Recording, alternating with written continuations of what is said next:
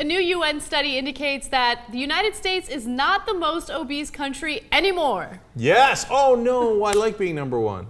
Now we're going to have to say, in terms of obesity, we're number two. We're number two. Now, so who beat us? Is it like the Russians, the Vikings, up in Norway? Who are the guys? Well, I should note that this study only looked at the most populous countries. Okay. And they found that Mexico actually comes in at number one. And their obesity rate is pretty high, but so is the US's. So let's look at Mexico.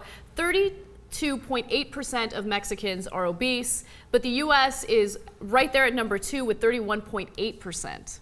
All right, yeah, we're falling a little behind, but we can catch up. We can eat more. We can catch up by next year. Like, there's no question about it. New Zealand, it comes in at number 3 with 26.5%. Chile comes in at number 4 with 25.1%, and Australia comes in at number 5 with 24.6%. New Zealand, Chile, and Australia sound a little surprising, right? And actually, I'm totally surprised by Mexico as well. But those three countries, my guess is that, well, at least with New Zealand and Australia, is that there's a significant Samoan population or Pacific Islander.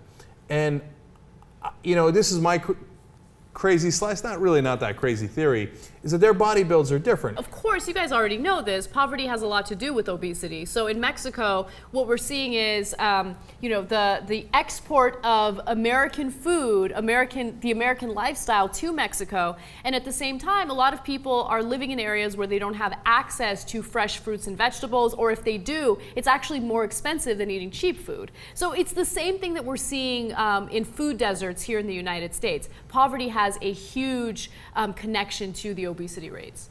Okay, but that doesn't explain everything, because New Zealand and Australia are not overly poor, especially within the context of other countries. They're not. Okay, neither is Chile. So neither is Chile. So that explains Mexico. But in these other countries, we're seeing the same thing that we see in the United States, where there's this food addiction. We're addicted to the saturated fat, the salt, the sugar, the stuff that's really bad to us. And oftentimes I feel like we don't focus enough on how food does become an addiction. You have the same reaction in your brain to fatty foods that you would with some drugs. Mm-hmm. So, and there have been studies done on that, which is really, really interesting. So people don't like to think of food as something that you can be addicted to, but you definitely can be. In the production meeting, somebody was talking about how in Mexico the culture is like, eating's okay, but exercising, that's kind of for, that's for wusses. We have a Mexican-American correspondent. First of all, how do you feel about being number one? I'm very proud of my people. It's good to be number one at something, right? Right. You guys also have the richest man in the world. I know, That's right? Yeah. You're the richest and the biggest now. Yeah, and he's pretty big. Yeah, Carlos Slim, ironically. Ironically, his name's Slim. But as far as workout, I think it's an older generation thing. As far as I think the younger generation are getting more into gyms now. Mm-hmm. So I've been a TJ. I go pretty often, and I'm like, wow, there's a lot more gyms now, like gym memberships, and but I think it's more like the younger generation. Yeah, that makes sense.